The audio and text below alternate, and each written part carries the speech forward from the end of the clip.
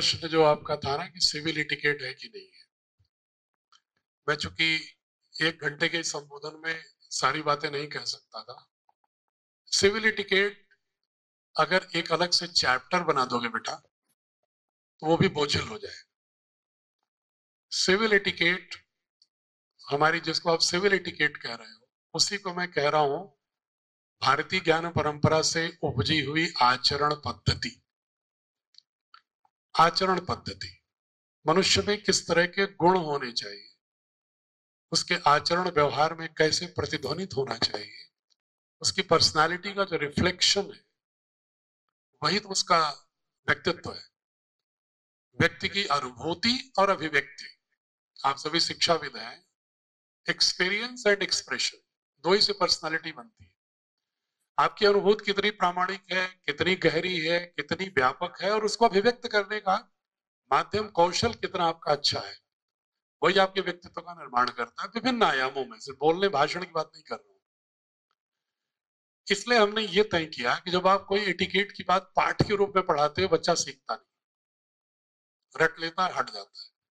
इसीलिए नैतिकता की जितनी कक्षाएं चलती हैं विभिन्न विद्यालयों में, बहुत ही ड्राई हो जाती है, बच्चा बोझिल होता है और उससे कोई नैतिकता सीख के नहीं जाता। इसलिए हम लोगों ने ये प्लान किया काफी शिक्षाविदों से विचार विमर्श करके कि क्यों ना हम प्रत्येक चैप्टर में, प्रत्येक एक्सरसाइज में, प्रत्येक क्वेश्चन, उसकी फ्रेमिंग ही हम ऐसी करें कि उसको अप्रत्यक्ष रूप से उसका स्वभाव बना दें, बजाय उसको भाषण और प्रवचन देने की शैली में पढ़ाने के उसका स्वभाव बना दें। जैसे पर्यावरण पर हम भाषण दें, मान लो ये संपोषकीयता है और ये है और वो है, दुनिया भर का ऐसा स्वभाव बनाओ, पेड़ लगाओ, और आत्मसात नहीं करेगा। लेकिन अगर हम मैथमेटिक्स के भी एक्सरसाइज में अगर हम ये क्वेश्चन बना दें प्रॉब्लम आइडेंटिफाई करने के लिए कि एक गांव में तुम्हारे सर्वे करो, इतने पेड़ हैं, इतने जामुन के, इतने आम के, इतने बरगद के, एक पेड़ इतना ऑक्सीजन जनरेट करता है, उस गांव में इतनी गाड़ियां, इतनी फैक्ट्री, इतनी ये है, लगभग इतना कार्बन डाइऑक्साइड जनरेट होता है। अब बताओ तुम्हारे यहाँ जीने लायक जो सरप्लस ऑक्सीजन है या कार्बन डाइऑक्साइड है? छोटे बच्चे को वो कर रहा है गणित, लेकिन सीख रहा है पर्यावरण। उससे इनडायरेक्टली रिफ्लेक्ट हो रहा है कि ऑक्सीजन अगर कम हो गया किसी आबादी में, किसी गांव में, तो हम बीमार होंगे, मृत्यु की ओर बढ़ेंगे। Oxygen is life, CO2 is death for human beings, animals. इसी तरह के बहुत सारे ऐसे क्वेश्चन हैं कि जो कहानी दे दिया आपने कोई ऐसी हिंदी में, शौर्य की, करुणा की, जैसा उसका स्वभाव बना चाहते हैं, निडरता की, पिता का सम्मान करने की। अगर हमारी किताबें आप देखोगे नर्सरी से लेकर क्लास 2 तक, तो अभ्यास ही इस तरह के बने हुए हैं कि वो टीचर को अभ्यास कराना ही कराना, उस लेसन का पार्ट है हर लेसन में। कि उसमें आप देखोगे तो प्रारंभ से अगर वर्ड अराउंड अस देखोगे 3rd 4th 5th की, तो उसमें आपको शुरुआती होगी कि सो के उठते ही क्या क्या करना है, पृथ्वी को प्रणाम करने से लेके, बड़ों को प्रणाम करने से लेके, जितने भी सारी चीजें हैं, भोजन में क्या क्या खाना है, कैसे प्रेयर करनी है, कैसे मेडिटेशन करना है, कैसे पुरुषार्थी बनना है। ये भाषण नहीं, एक्टिविटी के रूप में चैप्टर में ही है, लेकिन एक अलग कोई चैप्टर नहीं है, हर चैप्टर में गुथा हुआ है पूरा का पूरा। अब एक बार उसको देखिएगा, फिर भी अगर कोई सुझाव होगा, कोई कमी होगी, अगर आपको लगता है, और इनरिचमेंट तो हमेशा स्कोप रहता है, विल ट्राई टू डू। दूसरा आपने पूछा MCQ वर्सेस एनालिटिकल क्वेश्चन। देखो, मैं तो साइंटिफिक टेम्परामेंट का, साइंस का व्यक्ति हूं। मैं तो हमेशा मानता हूं कि चाहे MCQ भी क्यों ना हो, वो क्वेश्चन एनालिटिकल ही होना चाहिए। ठीक, सीधे सीधे सपाट रोट मेमोरी के आधार पर क्वेश्चन फ्रेम ही नहीं होना चाहिए।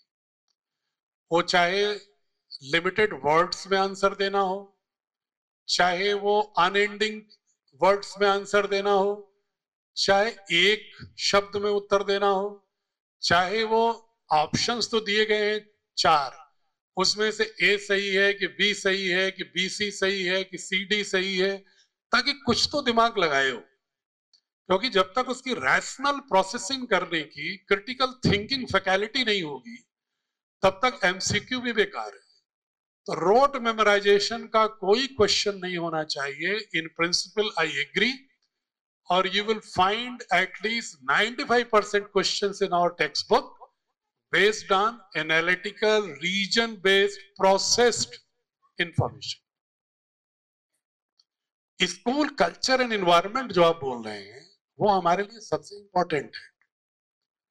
और हम स्कूल कल्चर एनवायरनमेंट में आपको बांधेंगे नहीं, आपको प्रॉम्प्ट्स देंगे, संकेत देंगे कि आप प्रेयर में ये कोशिश करो। जैसे भाषा के विवाद की जो बात कर रहा था मैं, हमारी हिंदी किताब देखिएगा, हमारे बोर्ड से पढ़ने वाला बच्चा जो हिंदी की किताब पढ़ेगा, वो भी पहली से 8वीं 10वीं तक पढ़ते पढ़ते हिंदी साहित्य की सारी चीजें हैं, व्याकरण, समृद्धि, संवाद, रचनात्मकता, सर्जना, शैली, जो भाषा की होनी चाहिए, सब पाठों में हर में एक आदिवासी महानायक का शौर्य गाथा मिलेगी, ताकि उनको भी लगे कि हमारा इंक्लूजन है। दक्षिण, उत्तर, पूर्व, पश्चिम समान रूप से कंटेंट मिलेगा।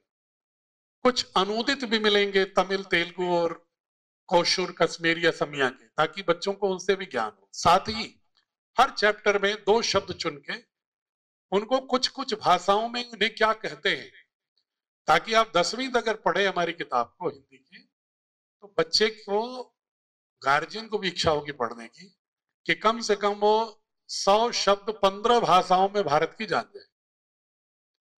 और 8वीं से मैं शुरू कर रहा हूं कि 60 वाक्य हमने चुना है कि आप कहीं जाते हो, मान लो मतलब चेन्नई जाते हो, गुवाहाटी जाते हो, मलयालम, केरला जाते हो, कोच्चिन जाते हो, तो आप वहां पर अजनबी हो जाते हो। एक ही विकल्प रहता है कि अंग्रेजी बोलो। कोई जरूरी नहीं हर केरलाइट और तमिल का आदमी इंग्लिश जानता हो, नहीं जानता, ये भी एक कंफ्यूजन है लोग। लेकिन अगर आप तमिल में सामान्य संवाद के वाक्य जानते हो, कनेक्ट फील करेगा आपसे। तो इसलिए हमने 60 वाक्य चुने हैं कि एक आदमी कहीं जाएगा अगर मान लो भारत के किसी कोने में, तो जो 16-17 मेन भाषाएं हैं, 22 भाषाएं तो शेड्यूल 8 में है, लेकिन 16-17 बहुत मेजर है, उसमें उर्दू भी रखा, कि अगर आप जाते हैं और वहां कुछ बोलते हैं तो वहां की भाषा में संवाद करने का सामर्थ्य हो। ऐसे 60 वाक्य कौन होंगे जो आमतौर पर आप बोलते हैं, उनको 8वीं से 12वीं तक जाते जाते कोई भी बच्चा उन 60 वाक्यों को भारत की 15 भाषाओं में बोलना सीख लेगा। ये हमने भाषाई विवाद का उपचार किया है बहुत खूबसूरती से, खेल खेल में। ठीक है, हम फ्रेंच सीखते हैं, जर्मन सीखते हैं, भारत की भाषाएं नहीं सीखते। अगर साउथ इंडिया का व्यक्ति हिंदी का विरोध करता है तो हम नाराज होते हैं। लेकिन वो ये सवाल करें कि हुजूर, हमारी भाषा के क्या 150 शब्द भी नहीं सीख सकते आप? क्या 10-20 वाक्य भी नहीं बोल सकते आप? मेरा इतना भी सम्मान नहीं कर रहे हो? भारत के परिवार के हम भी हैं, और हमसे चाहते हो कि हम तुम्हारा 100% सम्मान करें। इसलिए हमने सोच करके इसको इस रूप में रखा। तो ये इसकी संस्कार में डालना है, उसकी हैबिट में डालना है। और शुरुआत कहां से किया? 8वीं में सबसे अधिक जहां झगड़े हो रहे हैं भाषा के, वहीं शुरू किया। 60 वाक्य हम 8वीं में सिखा रहे हैं मराठी में, 60 वाक्य सिखा रहे हैं हम तमिल में, और 60 वाक्य सिखा रहे हैं कोशुर में 8वीं में। 9वीं में सिखा रहे हैं फिर तेलुगु में ये सरना, जो संथाली लैंग्वेज है झारखंड की, और असमिया में। फिर सिखा रहे हैं मलयालम में, गुजराती में, पंजाबी में। इसी तरह से 12वीं तक जाते जाते 15 भाषाओं में वो बातचीत करने लायक हो जाएगा कि भाई आप कैसे हैं, स्टेशन कितना दूर है, एयरपोर्ट कितना दूर है, रेस्टोरेंट कहाँ है, होटल कहाँ है, नमस्ते, आपका स्वास्थ्य ठीक है, मुझे ये हेल्प चाहिए, यहाँ पर आर्कियोलॉजिकल प्लेसेस कौन से हैं, हिस्टोरिकल प्लेसेस कौन से हैं, ताकि वो कंफर्टेबल हो, एक फैमिली लगे भारत। ये सब कोशिश भी धीरे धीरे उसी में कर रहे हैं। Thank you sir. ये मान्यता के बारे में जानकारी मिली है, उस तरह से है कि पहले हमें अपनी मान्यता सरेंडर करनी पड़ेगी।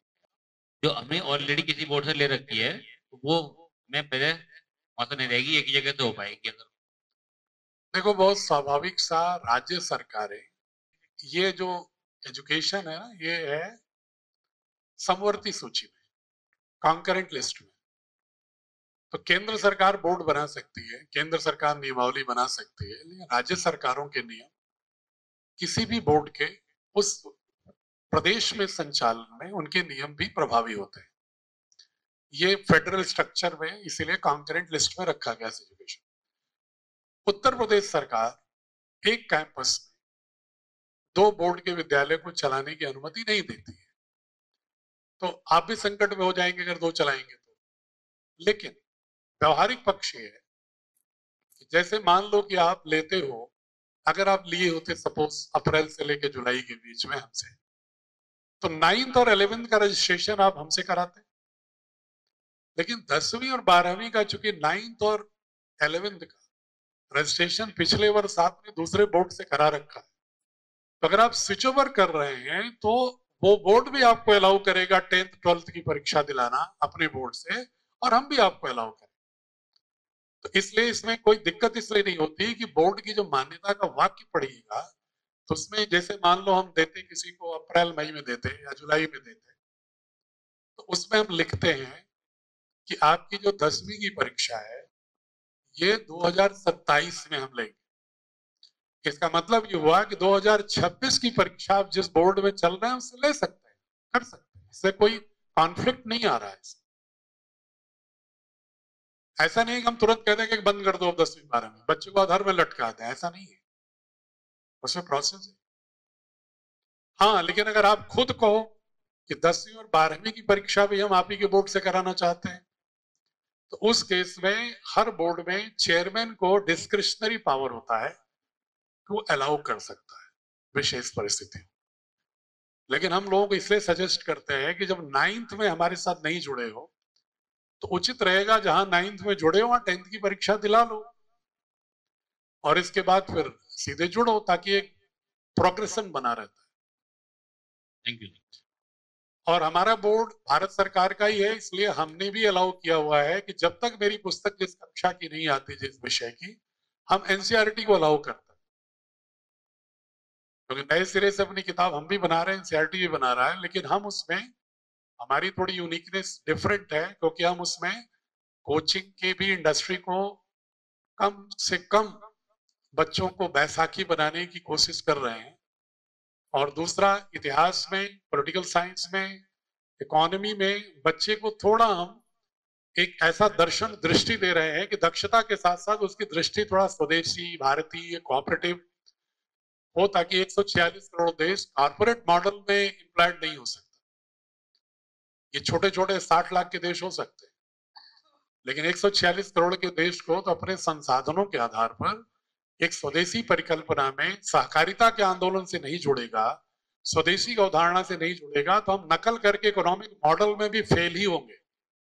चाइना ने देखिए अपने मॉडल को मिक्स किया हुआ है कॉर्पोरेट से, वो अभी भी जो कंज्यूमर आइटम है चाइना में, मजाल नहीं किसी दूसरे देश का कंज्यूमर आइटम पहुंच जाए।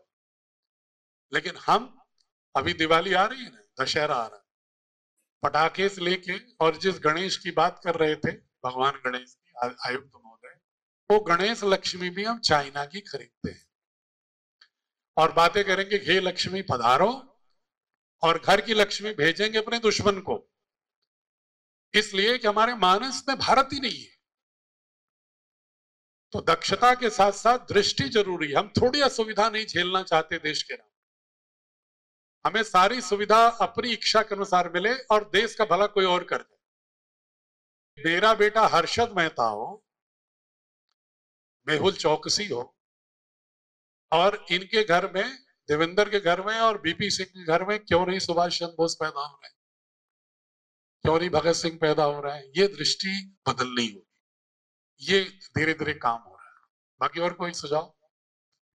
जी नमस्ते। सबसे पहले मैं एक पूछना चाहता था कि जैसे हमारा विद्यालय चल रहा है और जिस यूडाइस पर चल रहा है, हम अपने पीएसबी में आते हैं, तो क्या वही रहेगा या चेंज होगा? नहीं, वही रहे, वही रहेगा। हाँ, यूडाइस क्यों चेंज करेंगे हम? यूडाइस तो सेंट्रल गवर्नमेंट से होता है, यहाँ लोग भले ही मान्यता देते हैं, एडी बेसिक देते हैं, लेकिन वो तो सेंट्रली मॉनिटर्ड यूडाइस होता है, सिस्टम है उसका सेंट्रलाइज्ड। हम बल्कि आपका यूडाइस वो देख करके ही बोर्ड की मान्यता देते हैं।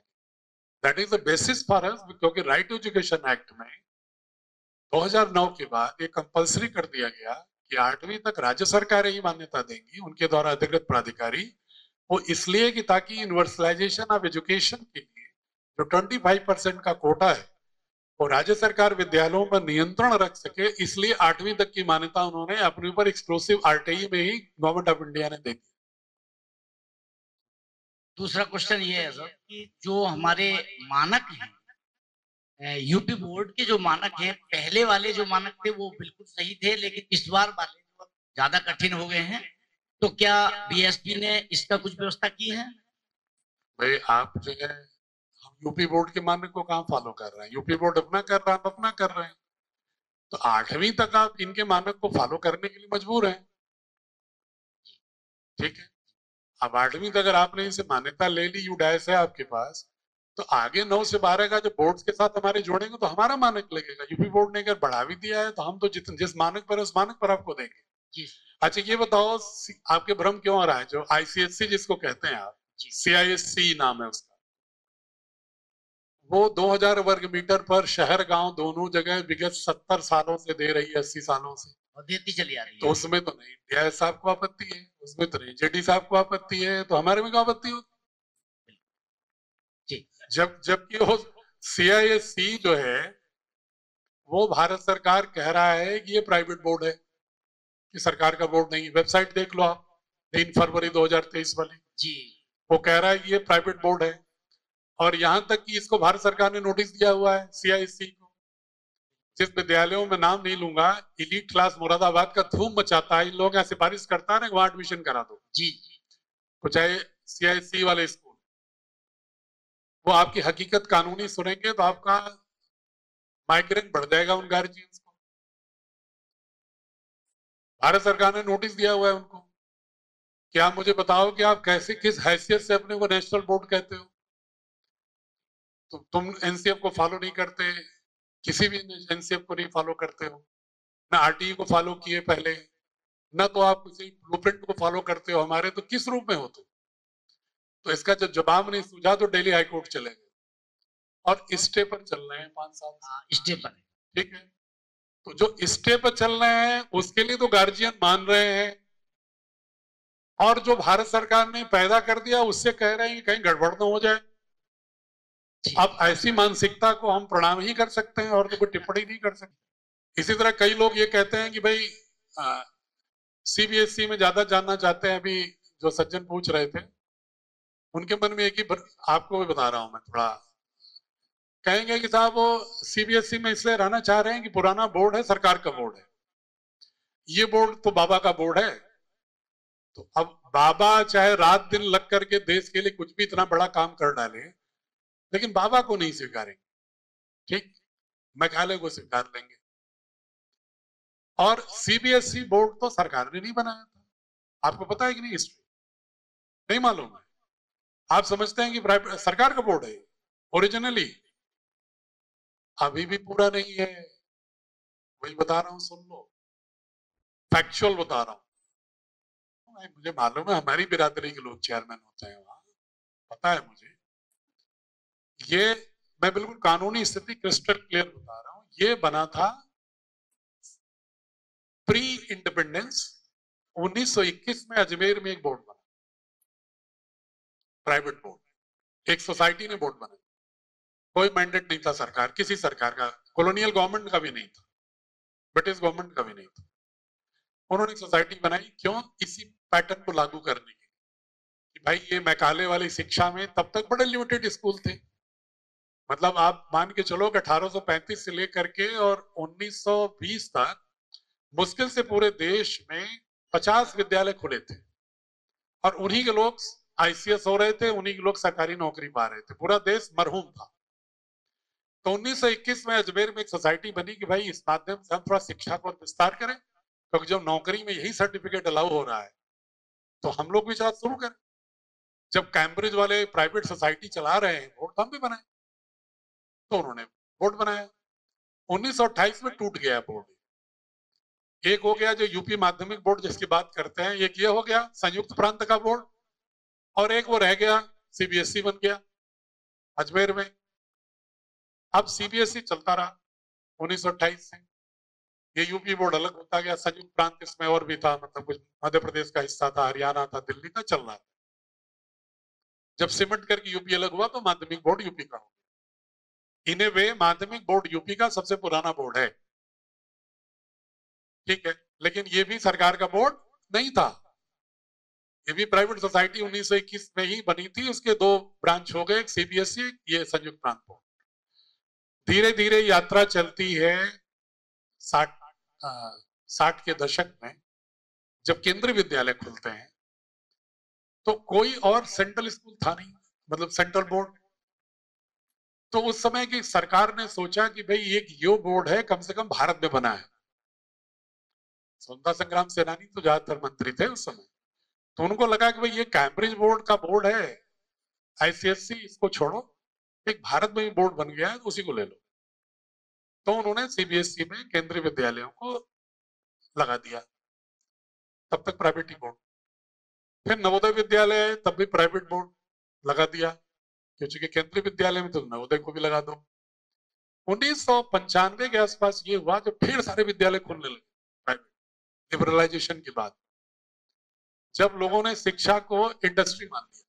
मैं बहुत फ्रैंक बात कर रहा हूं, जितने कॉर्पोरेट घराने थे पूरे देश के, सब कूद पड़े कि अरे ये तो बड़ा अच्छा अल्टरनेटिव आ रहा है इसमें, दिक्कत इकोनॉमी का।